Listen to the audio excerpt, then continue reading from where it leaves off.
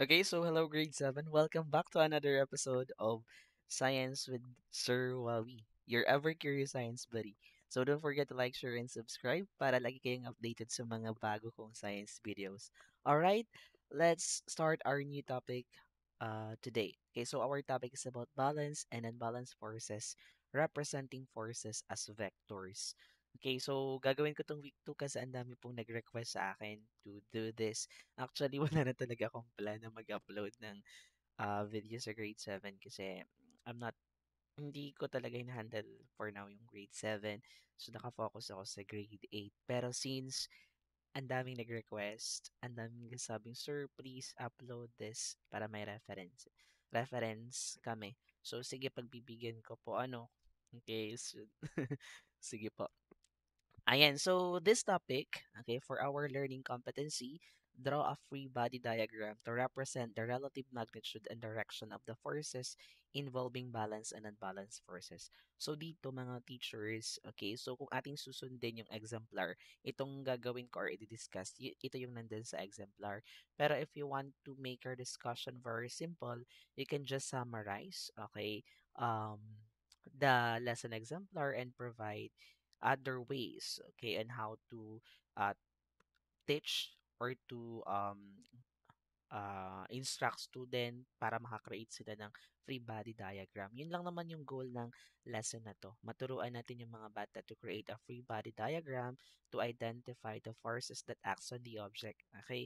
Huwag na nating gawing komplikado yung mga bagay-bagay. Pero pag ito yung sinunod natin, medyo very practical and very, ano talaga ito, ang very practical at itong nasa lesson exemplar is for actual activity. Okay, so pwede namang i-modify. Ano? So ako ang ginagawa ko actually sa science, kung ganito, i-modify ko din. Ano? So anyway, so much for that. So for our learning objectives, define a vector as a quantity with both magnitude and direction. Okay, so titingnan natin bakit vector. Ano yung definition ng isang vector quantity? Okay. Ano yung magnitude na sinasabi?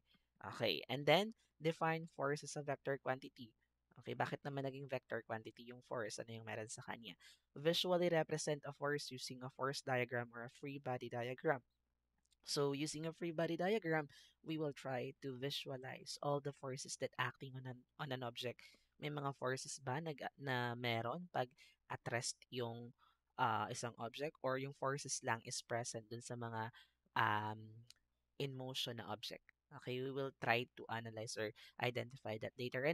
And then for the next one, interpret force diagrams or free body diagrams by identifying and analyzing arrows representing the magnitude and direction of the forces.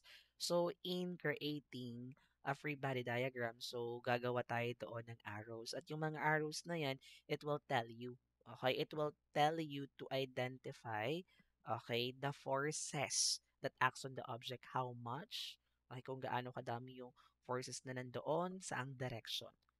Okay? So, yung length din ng mga arrows, okay, meron ding application dun or merong role. Okay, kaya dapat very ano din tayo dun, very technical sa paggagawa ng free body diagram. Okay, so anyway, so let's continue. Before we start, let's have a short review or recap. So, as you can see, we have different quantities or physical quantities here.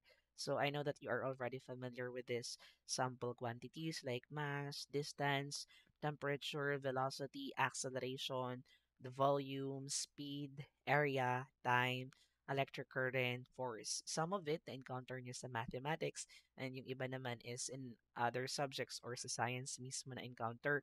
So let's try to identify the unit. Okay, unit of measure na ginagamit natin in this following quantities. So may idea ba tayo, okay, of the different unit of measure that we use, okay, in this physical quantities? Let's start with mass.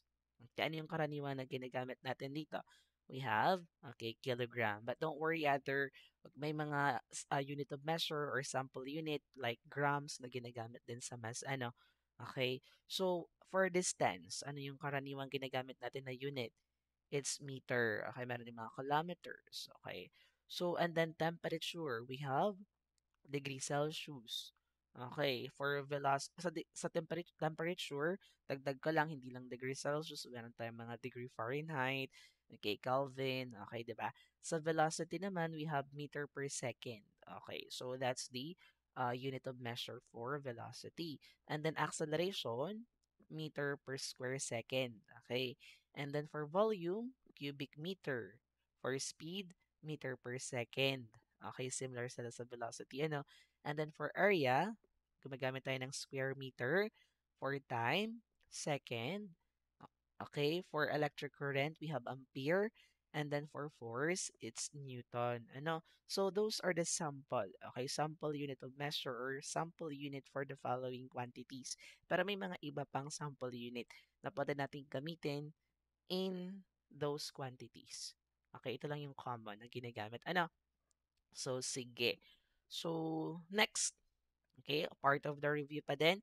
Let's try to classify those quantities. Okay, whether they are scalar or a vector quantity. So, sir, ano po ba yung scalar quantity and a vector quantity? So, let's have a short discussion here for a vector and a scalar quantity. Ayan, so i-define muna natin kung ano ba yung scalar and a vector quantity. So, sir, ano po yung kaibahan nila? So, pag sinabi nating scalar quantity, ito yung mga quantities na meron lang silang magnitude. Okay. While pag sinabi nating vector quantity, okay, pwede nyo itong isulat sa board, mga mamad sir, para medyo interactive naman tayo. Di ba, kadalasan naman tayo nagsusulat talaga sa board. So, pag sinabi nating vector quantity, yan ay may magnitude and direction. Okay, so that's the difference between the two. So, sir, ano po ba yung sinasabi na magnitude para mas magets natin? So, pag sinabi nating magnitude, it answer the question how much, okay, or how many. Okay, kumbaga, ang sinasagot ng scalar quantity is yung numerical value ng isang unit. Like for example, sa mass. Okay, ano ba yung mass ng isang object? Okay, let's say a stone. Let's say um 5 grams. Okay, yung ating crane for example, let's say 100 kilogram. Okay, kumbaga nandun yung numerical value. Sinasagot niya kung gaano kabigat, okay, kung gaano kadami, okay, which is represented by numerical value or quantity. Okay, or quantity. Ayan. So, kumbaga, yun yung sa magnitude. Yun lang yung sa scalar. Wala siyang direction. Pero sa vector quantity, pagdating natin sa vector, meron siyang magnitude and direction. Ibig sabihin, may value. Okay, sinasagot din niya yung question na how much or how many, pero may direction. Okay, let's say, example ng ating um, vector quantity is a force. Okay, so force. Ayan. So, gaano ba kadami yung na-apply mo na force? Let's say, how much is the force that you exerted on a particular object? Let's say, 50 Newton. Okay. And then, pag-apply mo ng force, saan papunta yung direction ng object na pinush mo? Let's say, push. Okay, saan papunta? Pwedeng forward, okay, backward, or kahit anong direction mo yun pinapunta. So, for that, may direction. May value na, may direction pa. But in scalar, wala po siyang direction. Alangan naman din sa mass. Pag sinabi natin na mass, gaano ba kabigat, or let's say, gaano kabigat yung isang bagay, let's say, 50 kilogram. Sasagutin pa ba niya yung direction? 50 kilogram forward, backward, to the right, or to the left? No. Wala pong direction yung scalar. It's just a magnitude. While in vector quantity, it has magnitude and direction. So, I hope that we are clear on that. Ano? So, sige, let's continue. Ayan. So, let's classify the following quantities, whether they are scalar or vector quantity. So, let's start with distance. Do you think that it's a scalar quantity or a vector quantity? Okay, it's a scalar quantity. Actually, yung distance natin, numerical value lang yung atin. Let's say, 50 meters, 30 meters, ganun lamang. Ano? Okay, what about mass? Okay, it's a scalar quantity. Numerical value lang din. 50 kilograms, wala yung direction. Okay, temperature. What about temperature? Okay, it's a scalar quantity. Ano? It's yun lang ay may magnitude pero walang direction. What about velocity? Okay, it's okay, a vector quantity. Kasi ang velocity, meron siyang magnitude, may numerical value.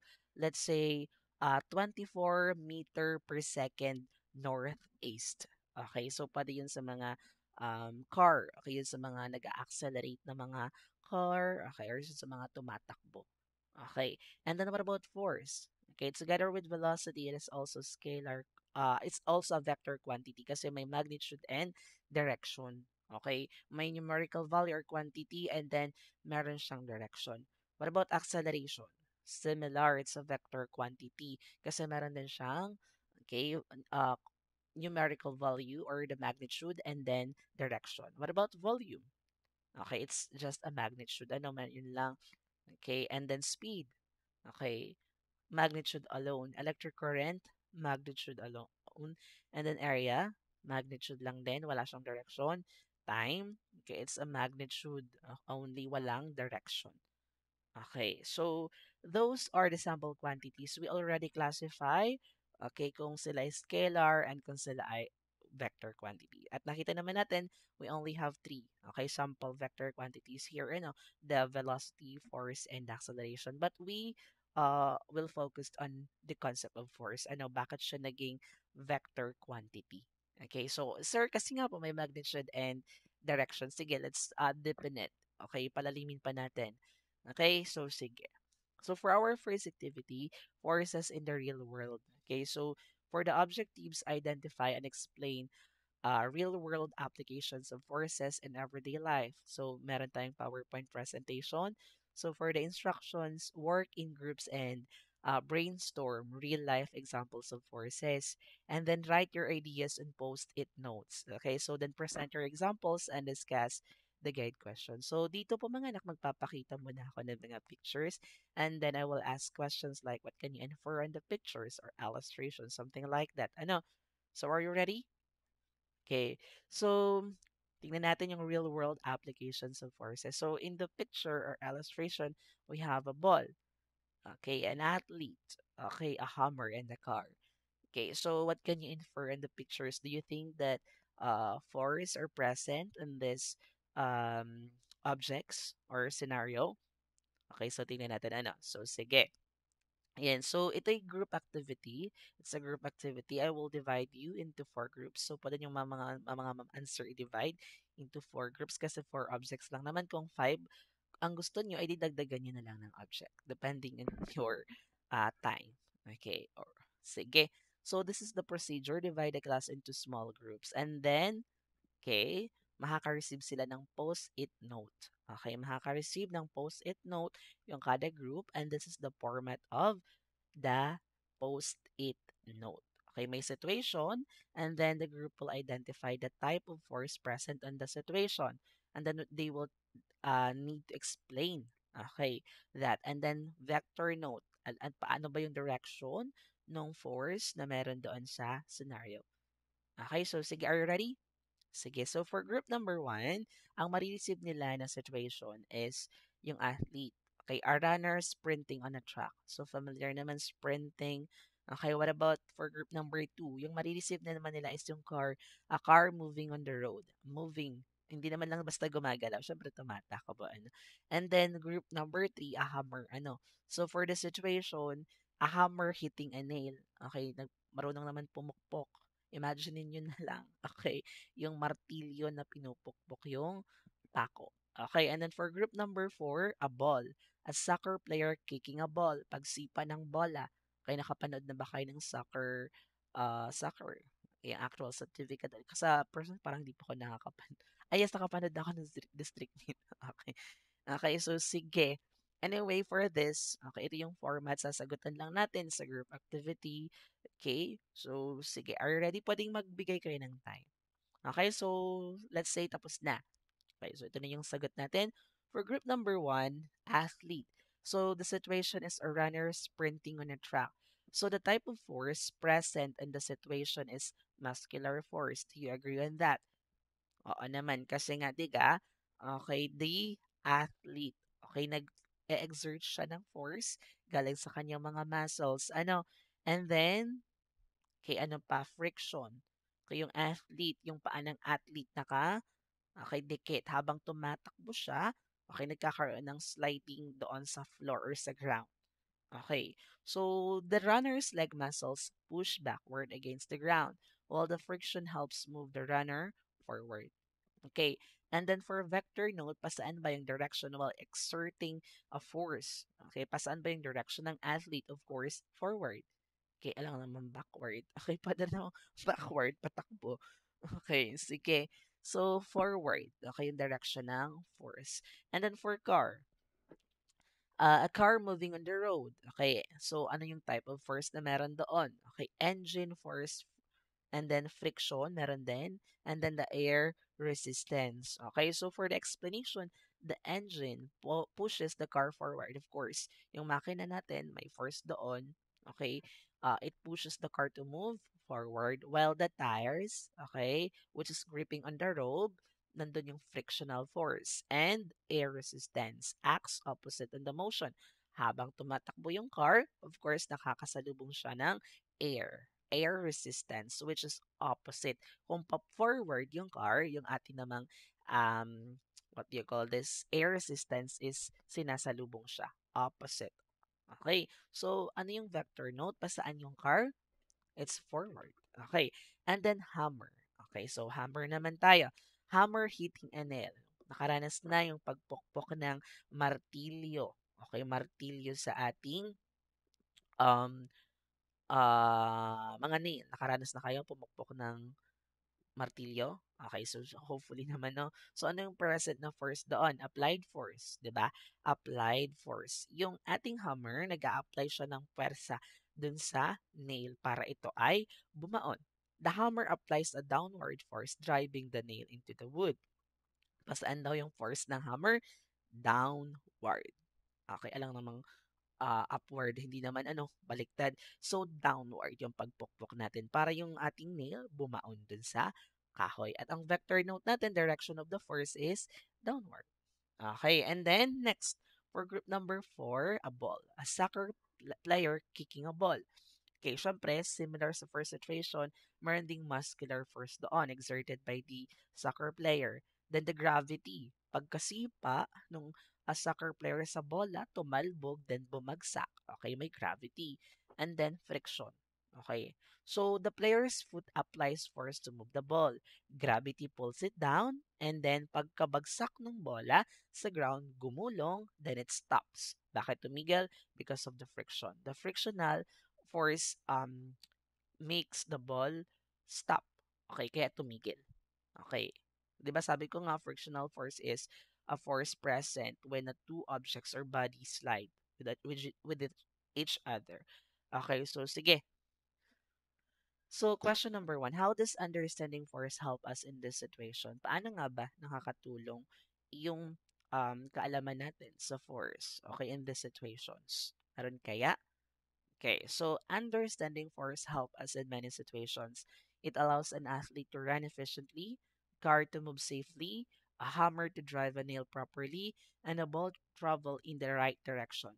Without understanding the forces at play, we might lose balance, cause accidents, bend the nail, or make the ball go the wrong way. Let's take for example, dun sa athlete sprinting, so runner. Okay, so may mga runner, kung mayroon tayong kaalaman sa force, we can use it effectively.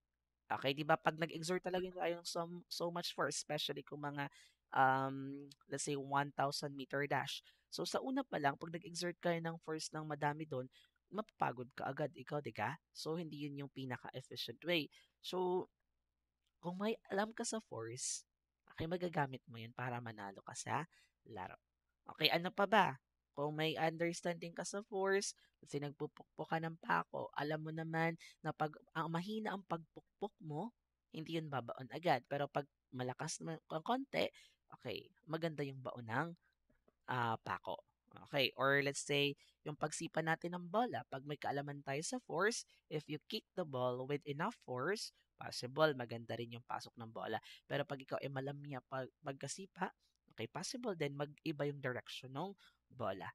Okay, so, hindi tayo aware sa mga ginagawa natin, pero may kaalaman na tayo.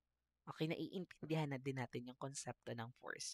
Because in our first lesson, di ba, in our first topic, okay, and everything that we do, force is always involved. Okay, hindi lang tayo aware. Okay, so next, what would happen if we did not understand the forces at play? Paano pag wala tayong kaalaman dito? Okay, if we did not understand forces at play, the athlete might lose balance. Possible. Okay, the car could crash. 'Di ba? Puwedeng mag-crash. 'Di ba lalo 'pag sobrang bilis ng patag mo, alam mong sobrang bilis, 'pag 'yan bumangga, ay di malakas din yung magiging impact. Okay. And then the nail might bend and the ball could go the wrong direction. Okay, so those are the possibilities 'pag wala tayong sapat na kaalaman, okay, sa forces. Okay, next. So for our second activity, force more than just a magnitude. It's more than just a magnitude. Ano nga ulit yung magnitude? It answered the question how much. Okay, it's are represented by a value or a numerical quantity. Okay, itself. So for the objectives, differentiate between scalar and the vector quantities by identifying that forces has both magnitude and direction. Yes, a force is a vector quantity that has both magnitude and direction. So, meron tayong PowerPoint presentation. Yun yung gagamitin natin. For the instructions, read the explanation and examples carefully. Okay, fill in the blanks to complete the key ideas. Observe how force is shown as a vector with magnitude and direction. Okay, so those are the instructions. So, let's start. So forces and quantities in motion, it's a fill in the blanks. Okay, so physical quantities can be classified as either scalars or vectors. Okay, meron tayong two classification of quantities or physical quantities, whether they are a scalar quantity or a vector quantity. Okay, ayan, scalar quantities only measure the blank or blank of the physical quantity. It only measure the magnitude or the size of the physical quantity. That's the scalar quantity. Kumbaga, numerical value, no direction. On the other hand, a vector quantities can describe a situation in more detail because they have both magnitude, okay, the quantity, and direction, kung saan papunta. Okay, next. So, force is a vector quantity. So, meron akong first situations dito. Okay, the first situation, nagpupush siya ng a backs, 'di ba? Nagpush. And then yung second situation naman is tug of war. So, familiar na tayo sa tug of war. And then yung ating last situation, it's a ano po, kicking a ball. Ano? So, yun po yung mga situations diyan. So, now let's look at the three examples to prove that force is a vector quantity. Para ma-prove talaga natin na yung force is a vector quantity. So, ayan. So, when you push a box with a force, let's say, when you push a box with a force of 10 newtons, okay, to the east. Yung 10 newtons natin, that's the magnitude.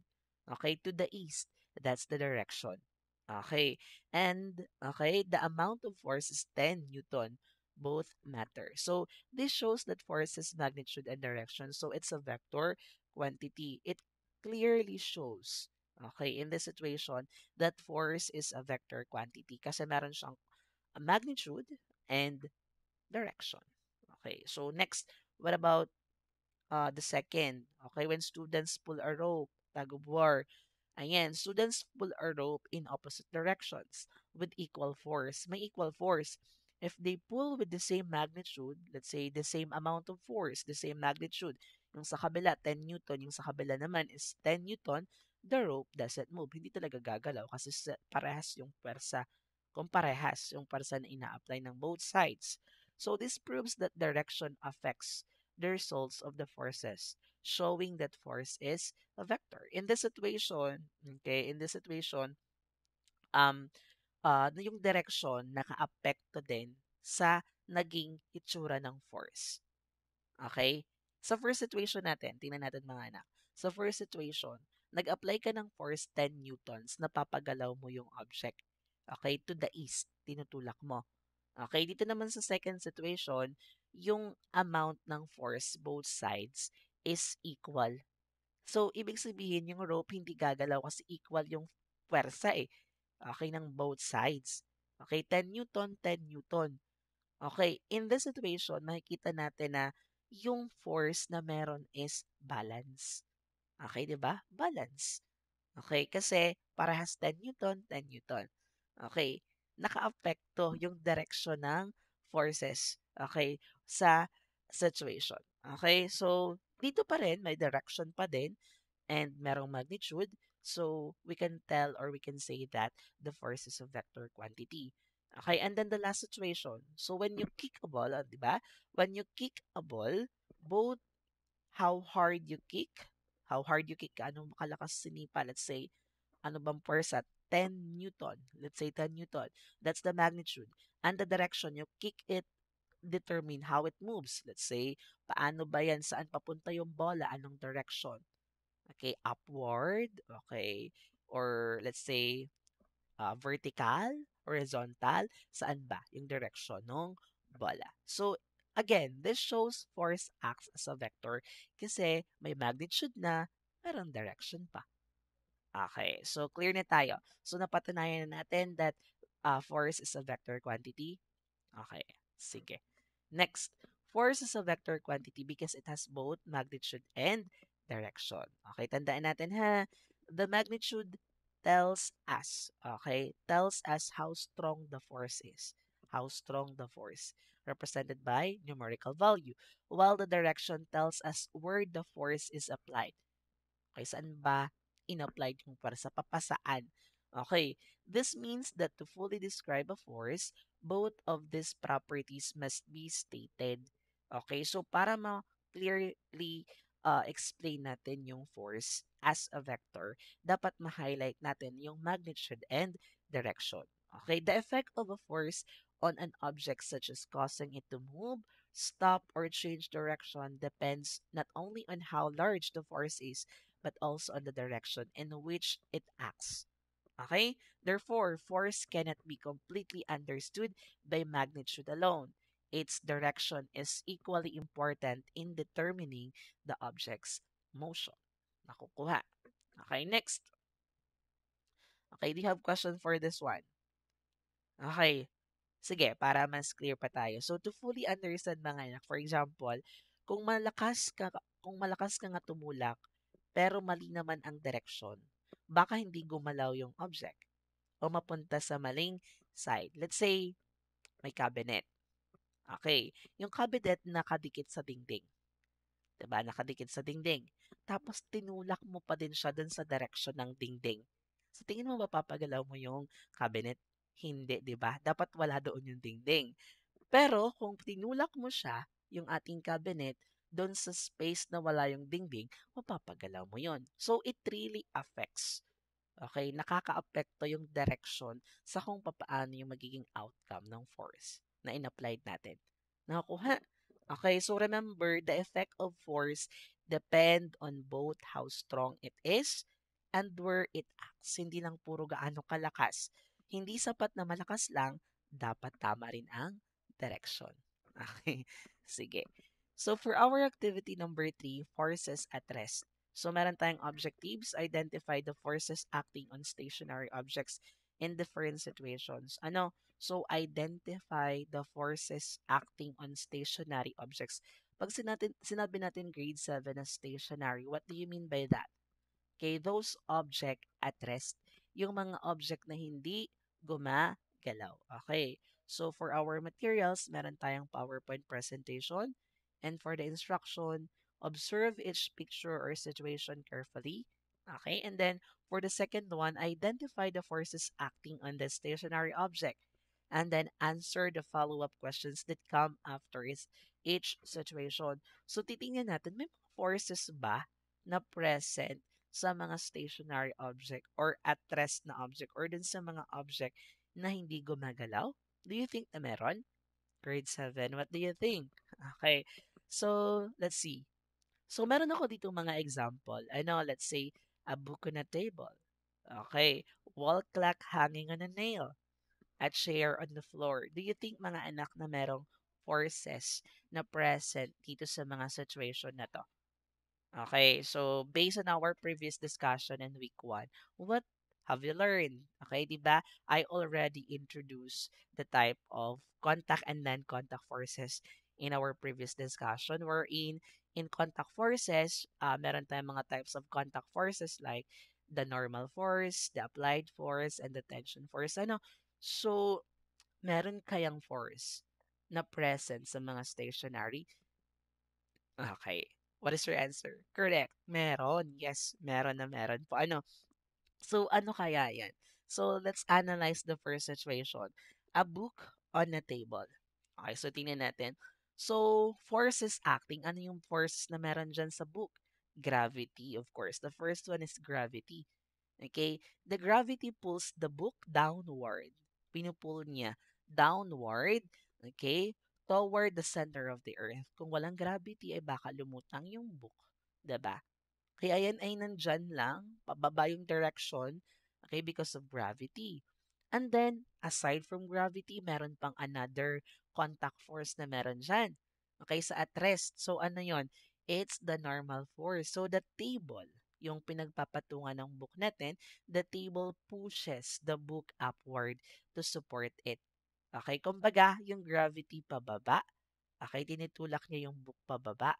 Yung atin namang normal force na nasa table, tinutulak yung book pataas. Okay, upward yung normal force. That's the direction of the normal force. So these forces are balanced. So the book stays at rest. In this situation, pag yung makikita talaga natin na balance. Balance yung force na nandyan.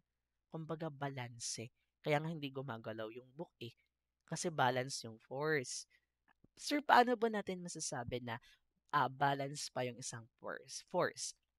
Okay, aside from being at rest. Yes, yung mga at rest na object, balance force yung meron doon.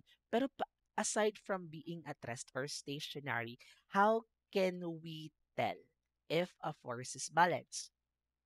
Okay, mga anak, masasabi nating balance yung pwersa kung ang net force niya ay zero. Okay, ano nga po ulit? Zero. Kung ang net force ay zero. Sir, ano po yung net force na tinatawag? So, let's see. So, punta tayo ulit sa ating board. Okay, so ano po ba, sir, yung tinatawag na net force? Okay, so sinabi ko kanina, okay, a force is balance force, pag yung object ay at rest or stationary. Pero ano pa? Okay, when the net force is zero. Okay, zero mga anak. Dapat yung net force daw is zero. So, ano ba yung tinatawag nating net force? Okay, so paano ba yan? Ano yung net force na tinatawag natin mga anak? Pag sinabi nating net force, it is the sum or sum of all forces acting on the object. Sum of all forces acting on the object. Ipagpa-plus mo lang yung mga forces na meron dun sa object. Let's say, yung book kanina, book on the table. Hindi siya gumagalaw, di ba?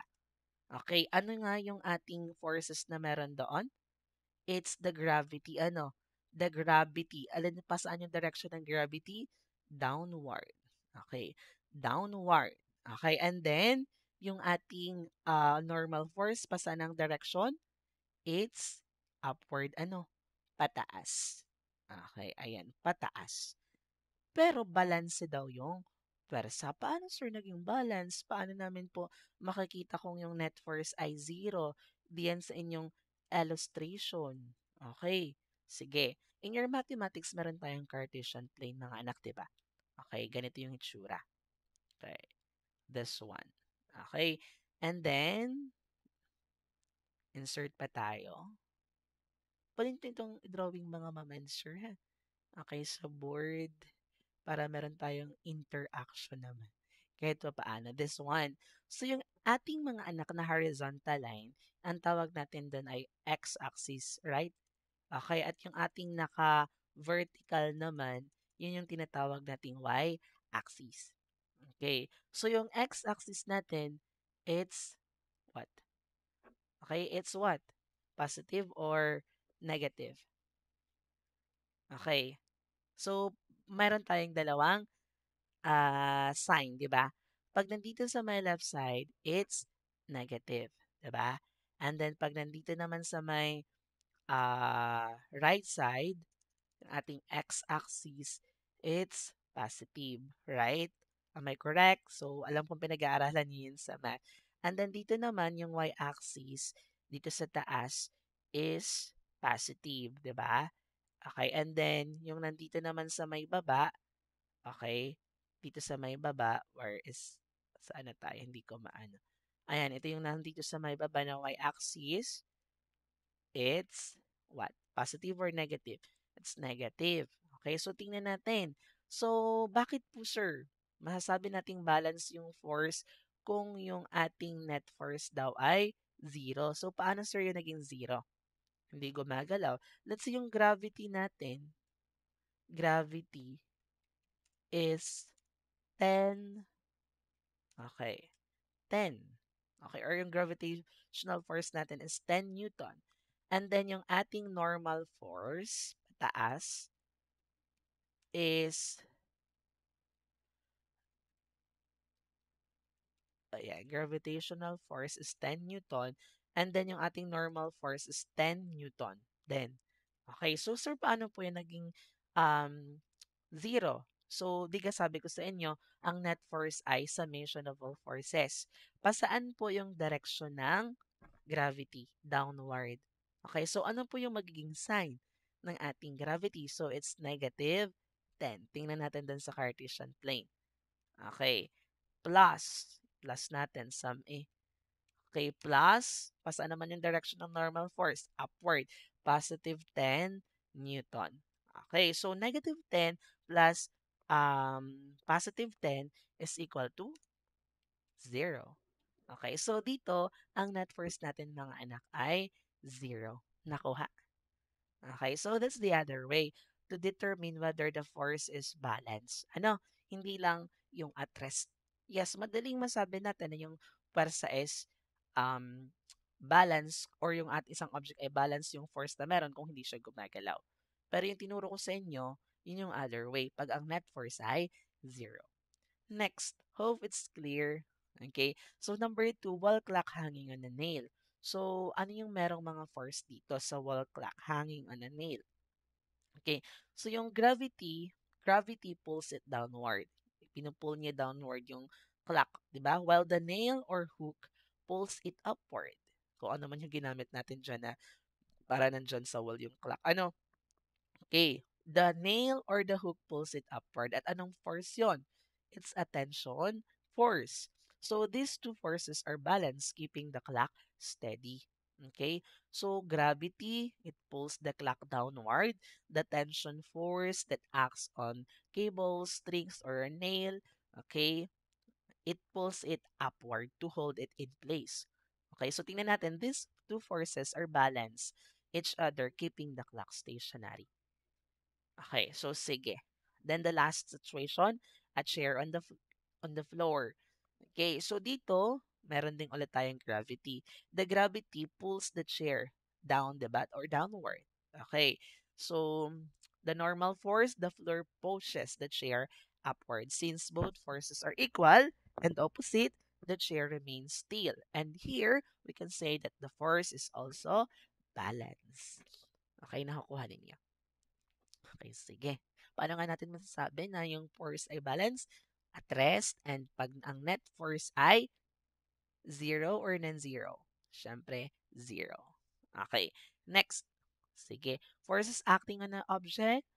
Okay, yung gravity downward, yung normal force upward. Tingnan natin yung arrow. Be practical sa arrow ha. Kailangan nating specify. So, clock naman, yung gravity downward, the tension force present on the nail is upward. While sa chair, yung gravity downward, yung sa floor, okay, tinutulak yung chair pataas, normal force. Okay, so, okay na tayo? Sige. Why do the stationary object you identified remain at rest even though forces are acting on them? Okay. Yung question ko mga anak daw is para mas magets ninyo is bakit yung mga object, yung tatlo, yung buko na table, the clock, and then the chair remain stationary or at rest kahit na may mga puwersa doon. Bakit daw nakatigil sila Though may mga forces pa din na present. Di ka pag may force, dapat gumagalaw. Pero in that scenario or in that situation, you observe that those situation are at rest or is stationary. Kahit na may force, may gravity, may mga normal force, may tension force. Okay, so the answer is they remain at rest because the forces acting on them are balanced. Okay, kasi yung pwersa na present dun sa mga object ay balance, kaya hindi sila gumagalaw. Okay, pag unbalanced, ay di gagalaw, gumagalaw yung mga yun. The downward pull of gravity is equal to the upward push, okay, or the normal or the tension force. So there is no net force to cause motion. Walang net force kasi yung net force natin ay zero. Okay, next. So, points to remember, just remember mga anak. Okay? So, forces can be represented by arrows. Take note of that. Okay, so forces can be represented by arrows because they are vector quantities, of course. Each arrow shows both magnitude. May magnitude, may value, kung gaano kadami, like what I presented earlier, yung gravity, yung normal, both na merong 10 Newton. Okay, pero yung net force, 0. Ano, each arrow shows both magnitude and direction of a force. The length of the arrow represents how strong the force is. Kanina nag-drawing ako, so you can see equal yung arrow kasi nga balance yung force. Okay, pag nag-drawing tayo, pag yung isang arrow maliit, yung isa ay mahaba, ibig sabihin, yung mahaba, maraming force doon. Yung sa maliit, konti. Okay, nakukuha. And then, yan, the length of the arrow represents how strong the force is. And the arrowheads shows the direction. Yung arrowheads, okay, it represents the direction in which it acts. So by using arrows, we can clearly visualize kung paano yung forces nag-act on the object. Okay, and it helps us understand whether the forces are balanced or unbalanced and how they affect an object's motion or state of rest. Okay? So, kitang-kita natin, pag equal yung length ng arrow, we can easily justify that the force that act on the object is balanced. Pero pag unequal, okay, yung length ng arrow, we can easily justify that the force is unbalanced. Okay, next. We can also say that the object is moving pag unbalanced, di ba? Okay, next. So for our activity number 4, arrows around us. So for the objectives, students will represent different forces as arrows and understand that the length shows strength and the arrowhead shows direction. Okay, so for materials needed, dapat may bond paper kayo or cartolina, colored pens or markers, a ruler para sa pagdodrawing ng arrows. Okay? So, optional lang yung pictures get from magazines. Okay? Optional lang yung mga yan. So, instructions, paste or draw 3 to 5 real pictures. Example, pushing a door, pulling a rope. Okay? And then draw arrows to show the direction and strength of forces. Okay? Longer arrows, meaning stronger force. Then label each arrow. Example, push, pull, gravity, or support. Okay, so yan lang. So, pwede kayong maggupit ng mga picture, real-life pictures. Okay, ha? So, sige. Ask students to draw a paste 3 to 5 real-life pictures, pushing a door, pulling a rope, or lifting a bag, or dropping a ball. Okay, so yan yung mga possible pa din yung scenario na gamitin. On each picture, they will draw arrows showing the direction and strength of the forces acting. Use longer arrows for stronger forces. And then, label each arrow, push, pull, gravity, or support force. And then, procedure below the drawing, answer which arrow is the longest. Okay, what does the arrow direction tells us? How can you tell if the force is strong or weak? So, ito mga ma'am and sir, pwede yung ipagawa sa kanila. Okay, in that day. Pwedeng individual, pwedeng by group sa notebook, mas maganda. Pero ako, nagpapa-by pair ako or individual dito. Ayun lamang po. Yun yung gagawin ng mga bata. So, hope it's clear. Next, for our next activity, human vectors. So, students will demonstrate vectors through body movements. Okay, so dapat may open space tayo sa classroom. Okay, or covered area. So, maganda lang sa classroom, ano na lang yung ating mga chairs, igilid. So, meron dapat tape or chalk and then to mark directions, north, south, east, or west. And then for the instructions, students will follow directional commands by taking steps representing vector movements. And then after each move, they will discuss the distance and direction to understand how vectors show magnitude and direction. Okay, so clear na ba tayo? Ayan. So procedure, mark the four cardinal direction. Mark natin. Dapat may markings. North, south, east, and west. So dapat guided ninyo ito mga mamansir. Okay, north, south, east, and west. Next, assign one student as the origin. So yung origin nandun sa gitna. Nandito. Okay, so sige. Mag-ano tayo. Ayan. So gayahin lang natin yung kanina. Ayan. So copy. So, punta tayo dito. So, let's say meron na tayong positioning. Okay? So, yung origin po, saan po sir ilalagay? So, yung bata, dapat nandito sa gitna. That's the origin. Okay? Nandito sa gitna yung origin. Yan, for example, yan yung student. Okay? Ayan. So, that's the origin. Assign one student as the origin.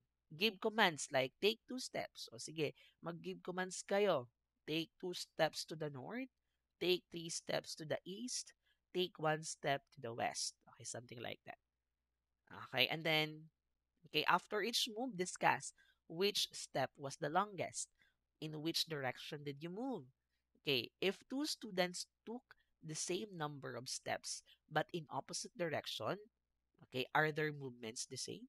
Let's say, yung dalawang estudyante, yung isa nag-take 2 steps to the north, and then yung isa naman nag-take 2 steps to the south. Equal ba? Okay, equal ano? Okay, in that case, we can easily determine na nandun yung force is equal. Okay. So, next, for our next activity, guided dapat yun ng teacher ha. Yun po kasi yung nasa exemplar. Okay, parang pwede nyo namang i-skip yun kung ayaw ninyong ipagawa sa mga bata. Kung very time consuming.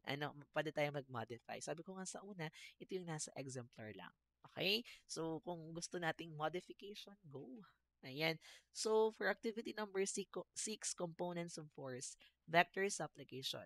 So, at the end of the activity, the students should be able to identify the components of vectors in actual scenarios. So, meron dapat worksheet, pen, drawing materials. So, yung worksheet naman natin ay nandun sa learning activity sheet.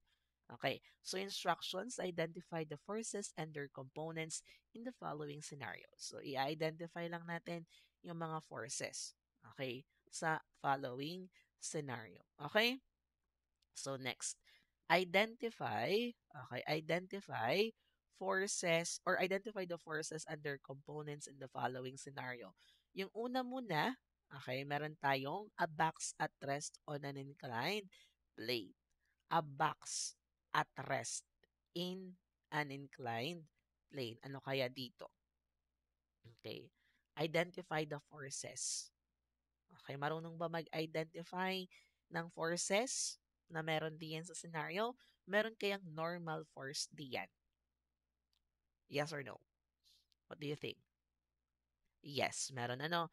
Meron ba diyang gravitational force? Of course. Okay. At rest ha, imagine po man. At rest. A box at rest on an incline. At rest, ibig sabihin ng at rest, hindi gumagalaw. Okay. And then, ano pa kaya? Yun lang ba yung present? Present na force? Okay? Diyan sa scenario. Inclined, ibig sabihin yung pagilid. Nakaganyan, di ba? Slant. Okay. So, meron din kaya diyang frictional force?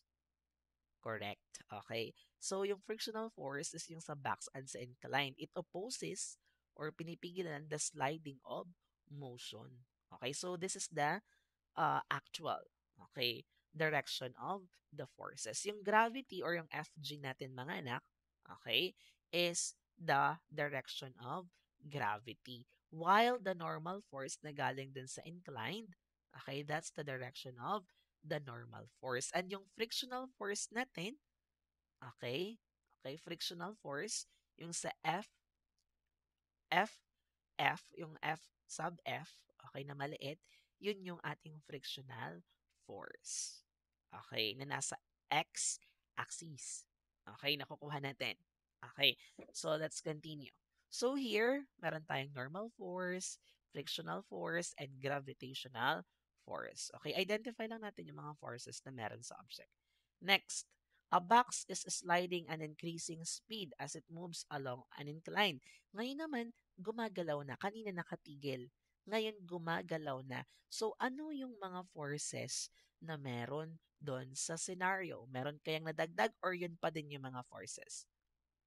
Okay. Actually, yun pa din. Okay, yung mga forces. Dito, okay, so yung normal force natin, still perpendicular, di ba? Still perpendicular to the surface. Okay. And then yung ating frictional force, okay, upward, okay, opposing the motion. It opposes the motion. Okay, di ba? And then gravitational force pulling the box downward along the slope. Okay, yun pa din yung mga forces na present doon sa ating scenario.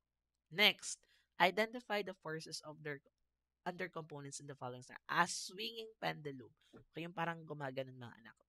Pabalik-balik. Let's say itong bilog. Okay, pag pinagalaw mo yan, pupunta dun sa left, right, left, right. Parang nagsiswing lang. Okay, it's a pendulum ang tawag. Ano? So, ano yung forces na meron dyan sa swinging pendulum? Okay. So dito, when it swings, di ba? When it swings to the left or right, you think the gravity pulls it back, okay, toward the center, di ba? That's why the motion repeats. Left, right, okay, di ba? So, ito yung nangyayari. Here's what's happening in the forces. Okay, so at the highest point, so pag highest point yung ating pendulum, pag na-reach na yung highest point sa left, okay, let's say left, gravity is stronger than tension. Okay, kaya bumabalik siya sa gitna, pa-right. At the lowest point, yung sa pinakagitna, the forces are momentarily balanced. Okay, balance. Pag nandun siya sa gitna, gitnang-gitna, the force is balanced. Yung tension and gravitational force is balanced. Pero sandali lang yon. Sandali lang siyang steady bago umakyat ulit to the right. Okay, so ano yung mga forces na meron dito? Tingnan natin. So, these are the forces present in the situation. Meron tayong gravitational force. Okay. Okay. And then, force of gravity along the arm of the pendulum. Arm of the pendulum.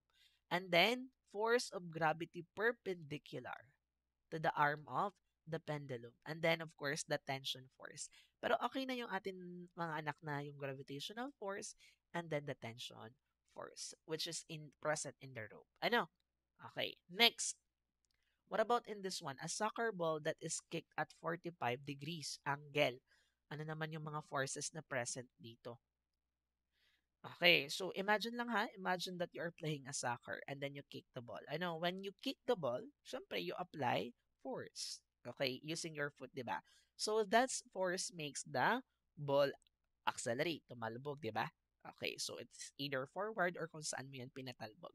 So once the ball is rolling, okay, once the ball is rolling, anong meron nga doon sa ground? Friction. Okay, friction from the ground, and of course the air resistance start acting on it, and of course those forces slows the ball. It slows it down. Okay, pinabagal nila until the ball stops. Kaya tumigil. Okay, so when you kick the ball, it's unbalanced. Nagkaroon ng unbalance. Gumalaw yung bola. Okay, the motion starts in that situation. Ano, when the ball stops, that's because forces become balance again. Kaya naging tumigil. Okay, nung tumigil yung bola, yung forces ay naging balance ulit. Okay, easy right? So every move in sports is just physics in action. So ano ba yung mga forces na meron dyan? Okay, of course, applied force. Sir, ano po yung applied force? Yung force nga na in-apply mo dun sa bola. Okay, so that's the force present on the situation. Nung sinipa mo. Pero nung gumulong na, iba na yung mga forces na present. Nung gumulong na yung bola, meron na tayong mga air resistance, may frictional force, and ang tumigil, may gravitational force, and then normal force. Okay, so did you get it? So in every situation, nag-iiba-iba yung mga forces na present, depending on what the object is doing.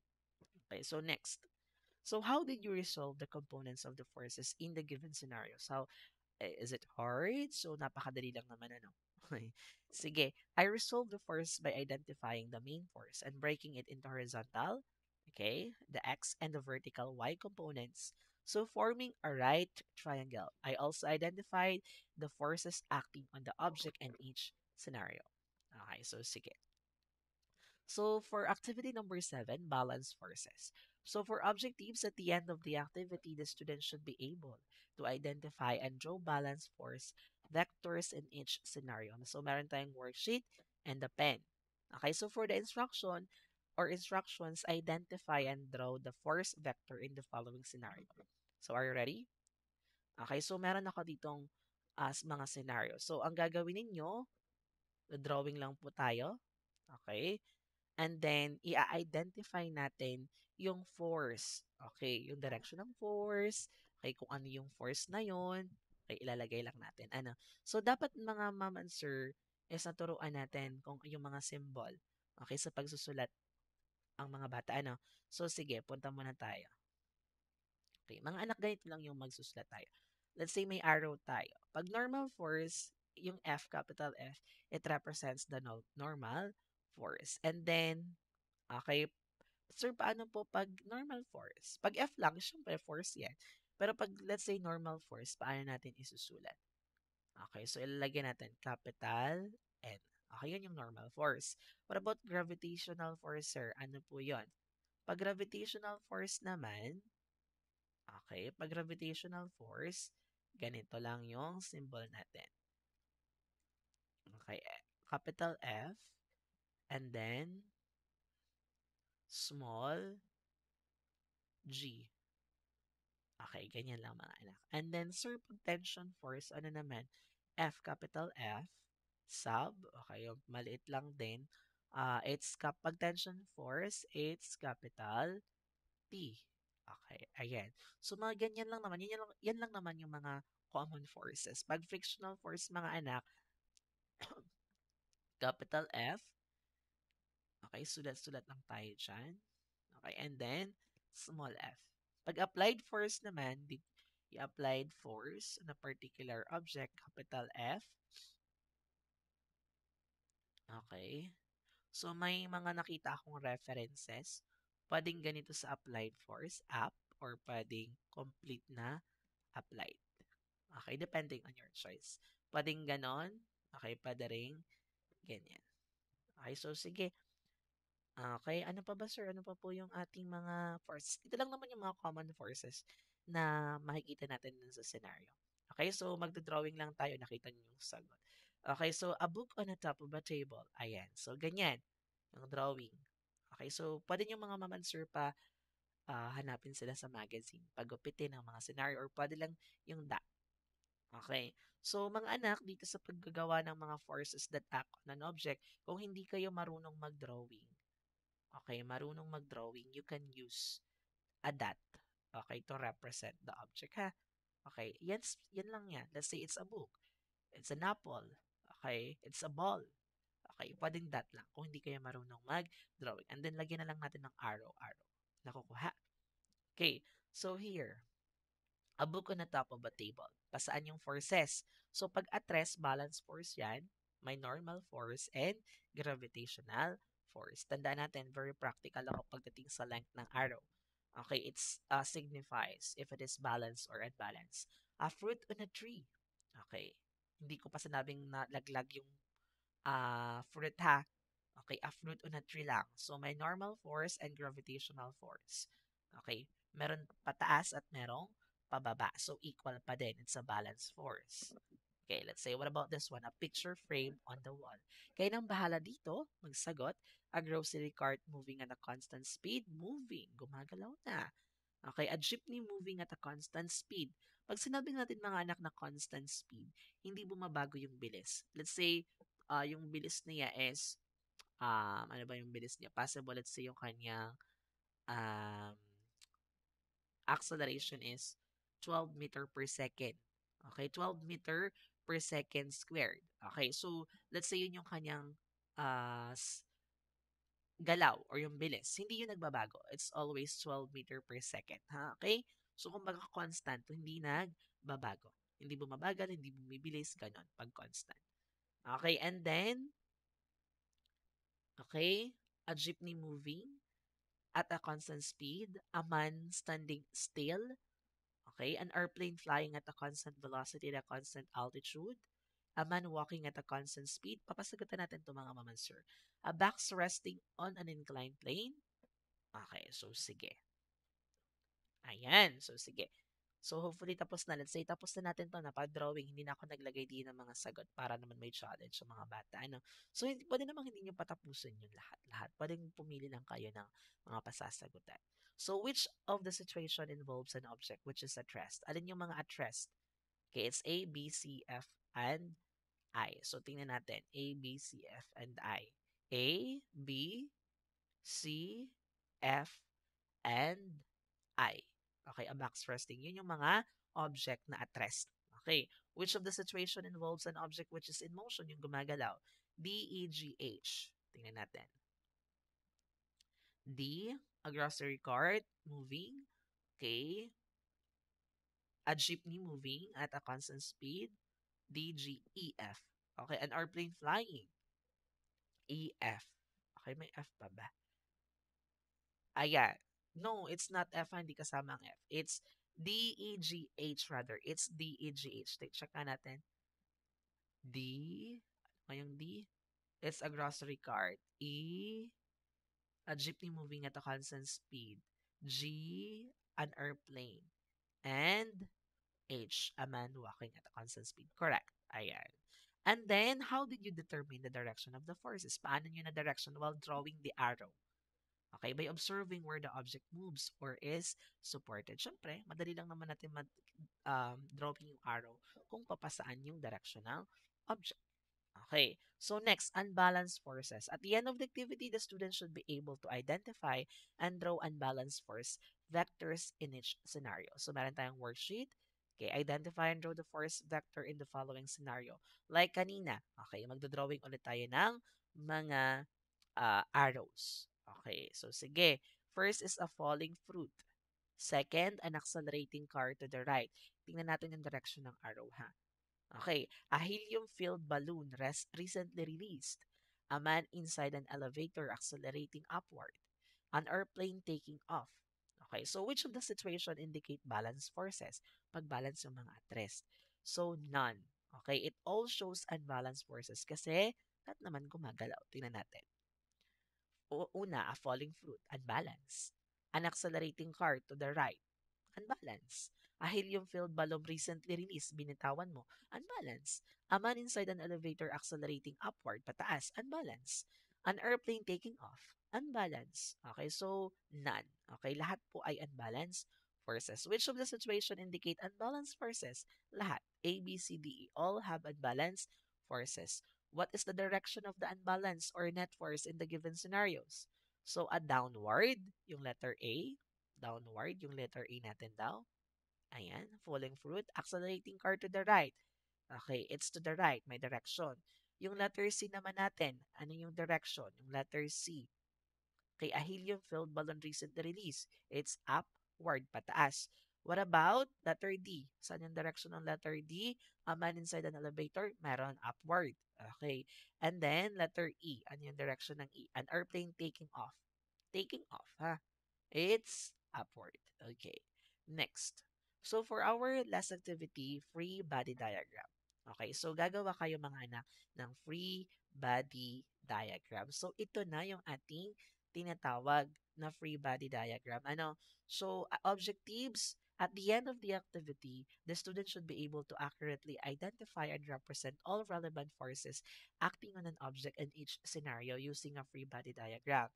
So, my worksheet, pen, drawing materials. So, follow the steps in drawing a free body diagram, okay, according to Ling et al. 2016.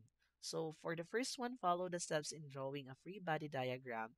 Okay, no, letter A, treat the object as a particle and represent the object as a point.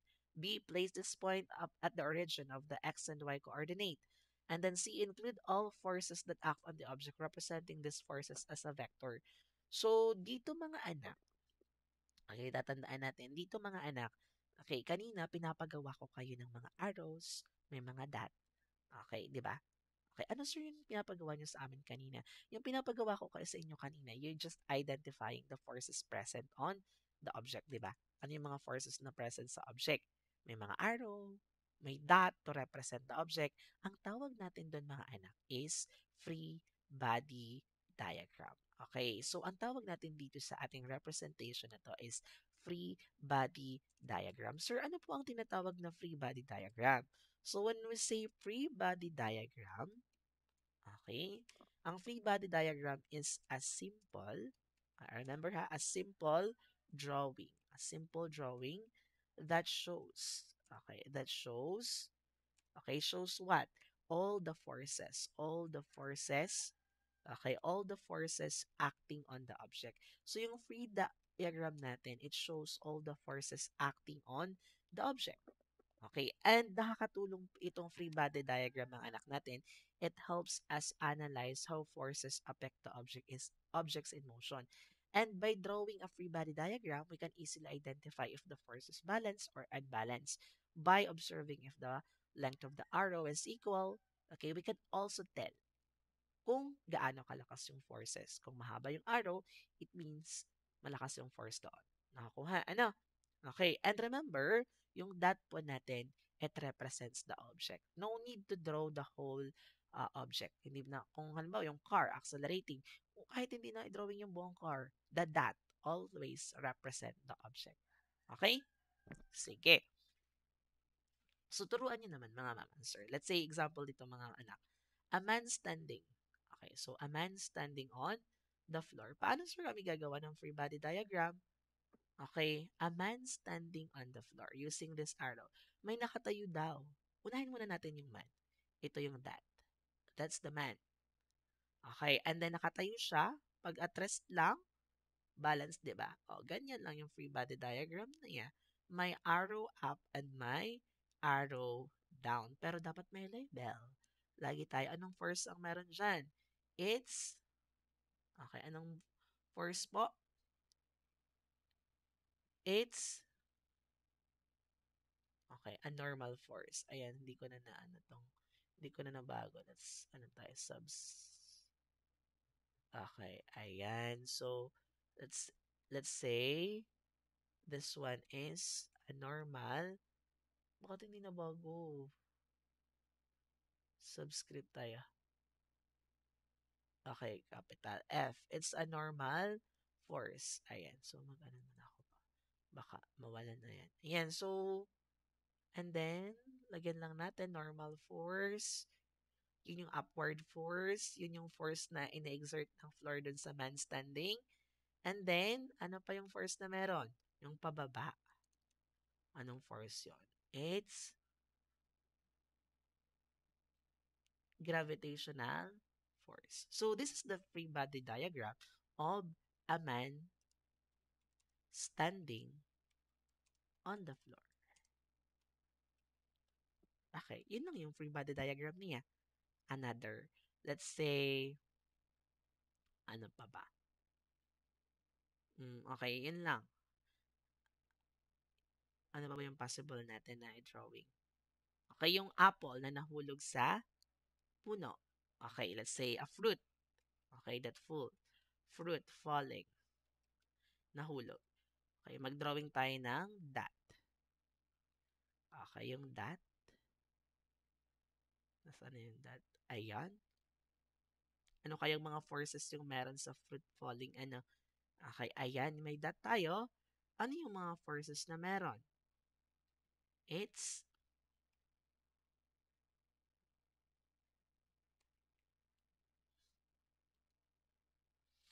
okay, ayan. So, ito yung ating arrow. May arrow up and may arrow down. Okay, so ibababa lang natin. Ayan. So, magkaiba na. Okay, yung indication dito ng length ng arrow, no? So, ibig sabihin yung force dito is unbalanced. So, sir, ano po yung mga pwersa na meron dyan? Pag ganyan, a fruit falling. Ay, excuse me. Ay. Okay, ang hirap talaga pag walang board. Gusto ko talagang, so na makabila ko na. Nag-imagine. Nangarap po tayo. Ayan, so as you can see mga anak, magkaiba yung length. Ano yung mga forces na meron dito? So dito sa upward, hindi yan na yung normal force. Ibang force na yan. So ano yung meron kaya? Okay, so di yan habang nalalaglag yung apple, ano yung nakakasalubong niya? It's starts with letter A. It's air resistance. Okay, lalagyan natin dyan, air resistance. And then, dito naman, okay, ano yung pababa na force? Ano yung pababa na force? It's, excuse me, gravity na. Okay, it's the gravitational force. Okay, ayan. It's the gravitational force. Nakukuha. Ayan. Sige. So, yan lang naman yung mga common force na may encounter natin. So, ito na yung free body diagram of a fruit falling. So, ready na ba kayo? Sige, proceed na tayo sa ating next activity, free body diagram. So, meron tayong procedure, treat the object as a particle and represent the object as a point, a dot. Okay, place this point at the origin of the x and y coordinate system. Include all forces that act on the object, representing these forces as vectors. Okay, so here, okay, the dot represent the object and the arrows represent the forces acting on the object. Okay, so sige, draw a free body diagram on the following scenarios. A falling fruit from a tree.